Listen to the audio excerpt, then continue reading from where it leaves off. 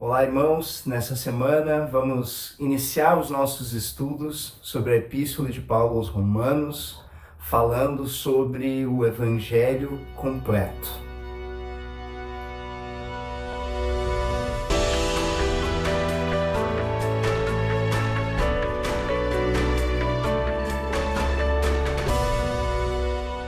Romanos é a epístola onde Paulo explora as profundidades do Evangelho, talvez de forma mais clara, mais esmiuçada. Paulo entra em cada detalhe da obra que o Senhor Jesus fez para nos salvar, para nos resgatar, para nos transformar. E isso nós vemos aqui desde a introdução. Os primeiros versículos já nos mostram essa profundidade. Paulo abre aqui 3 parênteses no meio da introdução. Ele começa dizendo, se apresentando como servo de Jesus Cristo, chamado para ser apóstolo, separado para o Evangelho de Deus. E aí quando ele fala do Evangelho de Deus, ele não consegue só falar do Evangelho, ele precisa entrar e explicar o que o Evangelho é.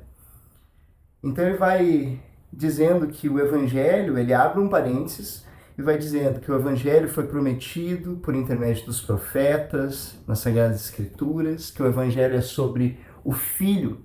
E quando ele chega no Filho, ele também não consegue só falar do Filho, ele precisa explicar, e ele abre mais um parênteses. Ele diz, o Filho veio da descendência de Davi, foi designado Filho de Deus, andou com o espírito de santidade. Ele vai seguindo, explicando mais sobre o Filho. E quando ele termina de falar do Filho, ele vai dizer que o Filho nos chamou para a obediência por fé entre todos os gentios. E aí ele abre o terceiro parênteses, ele vai dizer assim, tá, mas para quem é essa carta? Quem são os gentios? Ele vai dizer, todos vocês, chamados para ser de Jesus Cristo.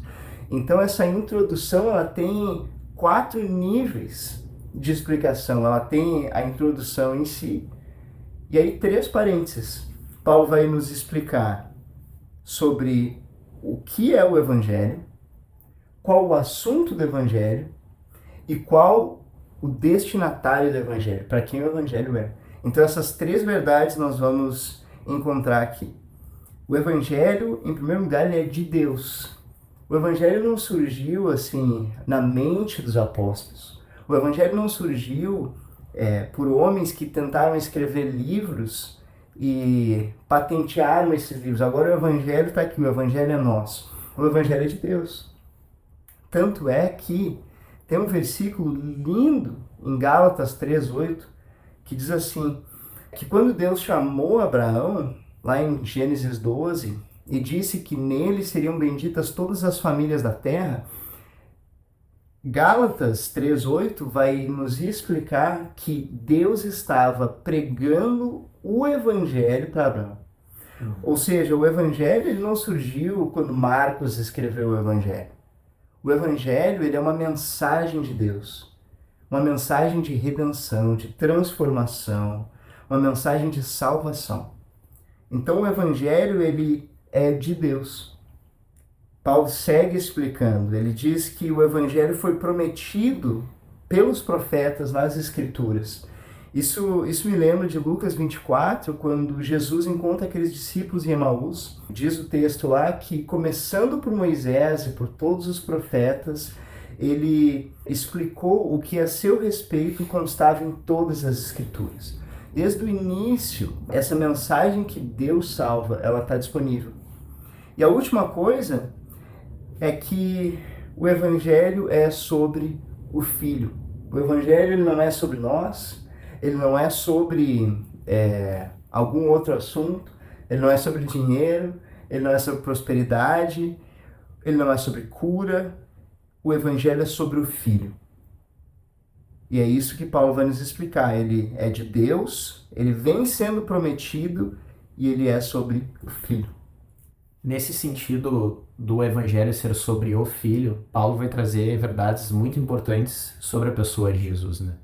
A primeira coisa que Paulo vai dizer é que Jesus se tornou homem.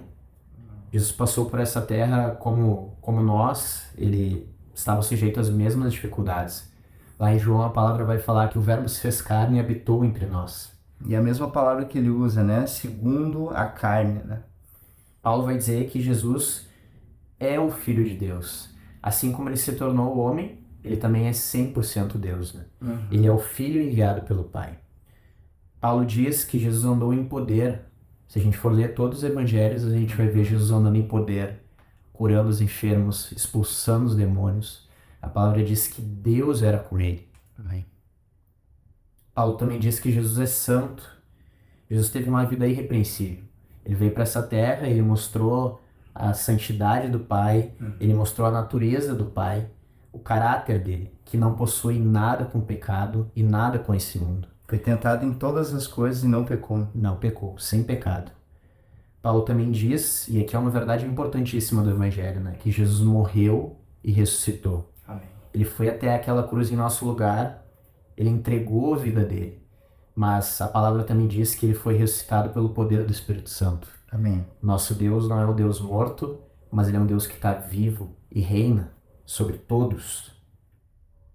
Paulo diz que Jesus é o Senhor das nossas vidas.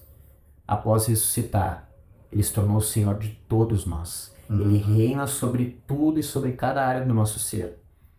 E a última coisa que Paulo vai falar é que pela sua graça nós somos perdoados e chamados para servir ao seu reino. Então a gente pode ver que Paulo traz ali diversas verdades sobre Jesus, né? E essas verdades vão sendo listadas, e quando ele termina essas verdades, ele abre esse último parênteses. E esse último parênteses é quase como uma pergunta, né? Se nós sabemos o que o Evangelho é e sobre quem ele é, a pergunta que resta é: para quem ele é? Né? E o Evangelho, ele é para todos. A verdade que Paulo vai retomar em Romanos, aqui no capítulo 10, todo aquele que invocar o nome do Senhor será salvo.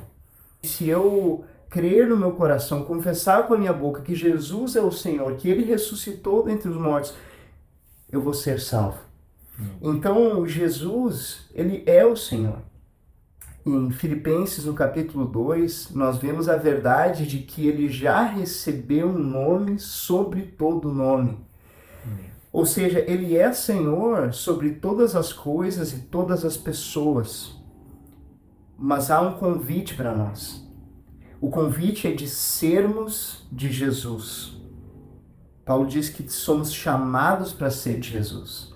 Todos nós. Aqueles irmãos em Roma, gentios e judeus, e todos aqueles que receberam o Evangelho até hoje, e aqueles que ainda vão receber, e nós somos chamados, o mundo inteiro é chamado para pertencer, para ser de Jesus.